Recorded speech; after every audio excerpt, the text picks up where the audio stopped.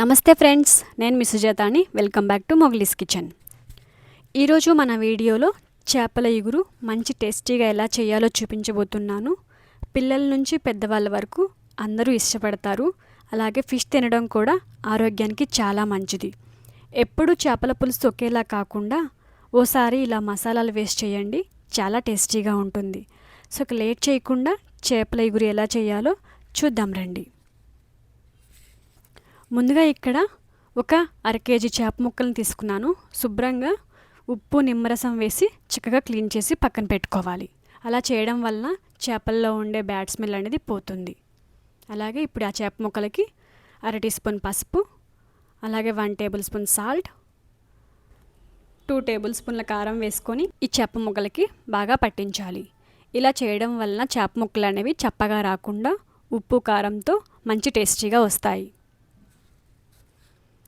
ఇలా పట్టించిన చేప ముక్కల్ని ఒక హాఫ్ అన్ అవర్ పక్కన పెట్టుకోవాలి.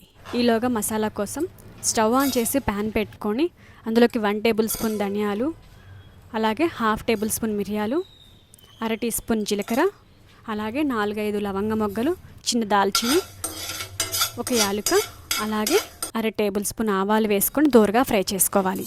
ఇవి కాస్త చల్లారాక ఒక మిక్సీ జార్లోకి తీసుకొని కోర్స్గా గ్రైండ్ చేసుకోవాలి. ఇలా గ్రైండ్ చేసుకుంటే సరిపోతుంది. ఇప్పుడు మనం వాటిని ఒక గిన్నెలోకి తీసుకుందాము.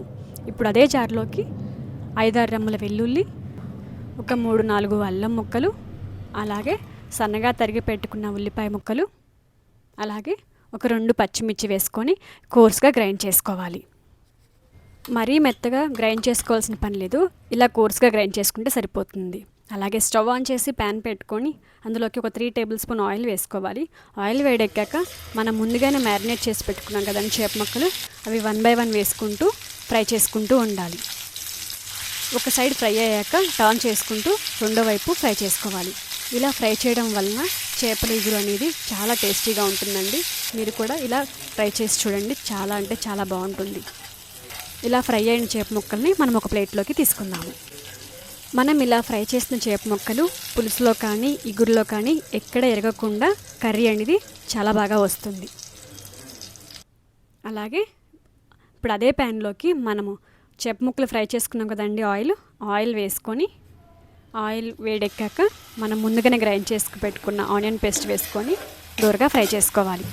మనకి ఇక్కడ ఉల్లిపాయలు అనేది పచ్చివాసన పోయేంత వరకు ఫ్రై చేసుకోవాలి. మూత పెట్టి ఒక 3 మినిట్స్ ఫ్రై చేసుకోవాలి. అలాగే 3 మినిట్స్ తర్వాత మూత ఓపెన్ చేసి చూస్తే మనకి ఆనియన్ అనేది కలర్ చేంజ్ అవుతూ ఉంది. అలాగే ఇందులోకి సన్నగా కట్ చేసుకున్న టమాటా ముక్కలను వేసుకొని మరో 2 నిమిషాలు కుక్ చేసుకోవాలి. 2 మినిట్స్ తర్వాత చూస్తే మనకి టమాటా కూడా మెత్తగా మగ్గింది. అలాగే ఇందులోకి అర టీ స్పూన్ పసుపు, హాఫ్ టీ స్పూన్ సాల్ట్, అలాగే 2 టేబుల్ స్పూన్ల కారం, అలాగే మనం ముందుగానే గ్రైండ్ చేసి పెట్టుకున్న మసాలాలు వేసుకోవాలి. అలాగే 2-3 పచ్చిమిర్చి, 4-5 రెమ్మలు కరివేపాకు వేసుకొని మరోసారి బాగా కలుపుకోవాలి.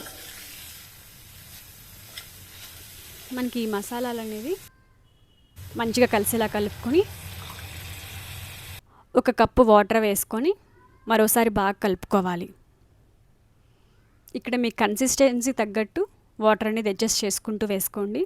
ఇప్పుడు మనం మూత పెట్టి ఒక 3 మినిట్స్ కుక్ చేసుకుందాము.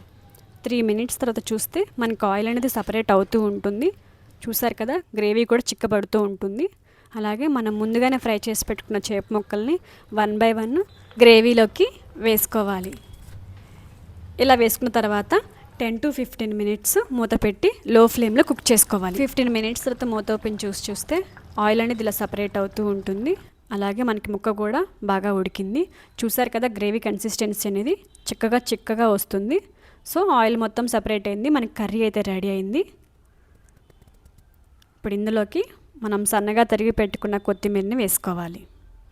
చేపల కర్రీ పులుసు కానీ ఇగురు కానీ ఏదైనా సరే చల్లారాక తింటే ఆ టేస్టే వేరండి. ఇలా రెడీ అయిన చేపల ఇగురిని వేడివేడి అన్నంలోకి సర్వ్ చేసుకొని తినండి. టేస్ట్ అయితే అల్టిమేట్గా ఉంటుంది. సో మీరు కూడా తప్పకుండా ట్రై చేయండి. ఈ చేపల ఇగురు అనేది చాలా అంటే చాలా టేస్టీగా ఉంటుంది.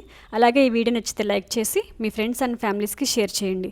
మీలో కనుక ఎవరైనా కొత్తగా చూస్తున్నట్లయితే మన మొగ్లీస్ కిచెన్ని సబ్స్క్రైబ్ చేసుకోండి.